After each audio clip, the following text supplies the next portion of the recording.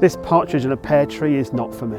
I'm not looking for cooking a goose or booking a delivery of glittery wizardry. Those are not my kind of Christmas presents. It's the presence I'm after, the essence of laughter, the attendance of the adolescents and the older and the wiser, the blessing of getting wrong at charades or messing about with a game of cards, each of the shards of presence.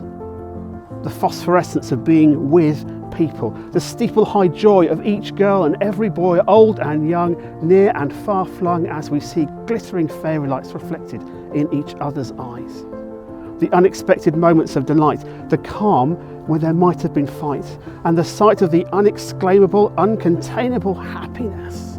Here is wonder and light and humanity in full flight. Yet for some of us these moments are unobtainable. The numb distance between us and bliss is wider than we feel able to overcome. The humdrum of sadness, loneliness, lostness and fear beats like a drum, and melancholy drains us, frames us, arrests and detains us, leaks from us in a mob of sobs or a single rolling tear. Life feels impossible to steer, nothing of elation is near, and we are anchored to frustration and a narration of brokenness. There is room for this in Christmas. Room for that sense of dreadful distance, space for the listlessness and stiffness that strips us of gladness and leaves us with sadness. Because Nativity is not a festivity that can outlaw negativity. Nativity is not the creativity of forced positivity. Nativity is not the hyperactivity of commercial activity. Nativity cannot and will not force an alloy of enjoyment and rejoicing upon us. No, Nativity will not do that. But Nativity is a celebration of the creation-giving light of the world.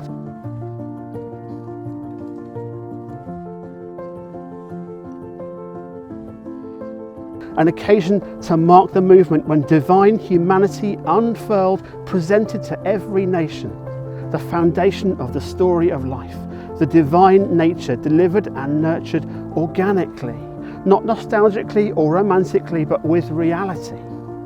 Gunk and blood and crying and sighing on a floor of mud and with a feeding trough as a bunk. This was no rocket blast-off, no glamour or clamour of photo ops, no hipsters, celebs or toffs as guests, just the mundane from the local domain and the stranger, the stargazing ranger who brought danger to the manger. Visits from the unlikely and the impolitely. This is Nativity. This is Christmas, the brainchild of an ambitious God, a roughshod start for a saviour, a lightning rod to the heart of the bit part player, a gift to the exiled and those who feel that everything is falling apart, a jump start to the broken-hearted and reviled.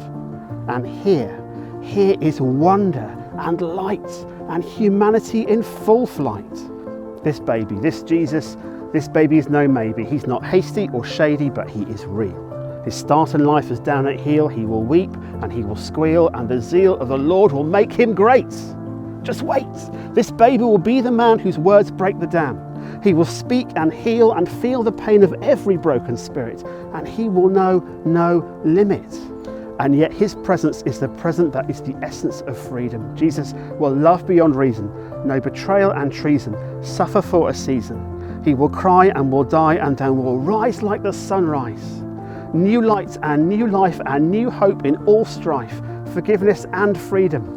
And the museum of my regret and debt is done forever. No more mourning, pain is slain, and on his watch death will draw its last breath. That is Nativity, that's the festivity, that vitality, and that is the creativity.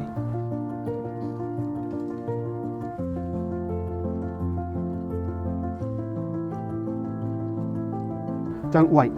This Jesus is the gateway to that kind of nativity, the gateway to a new day and a new way to be.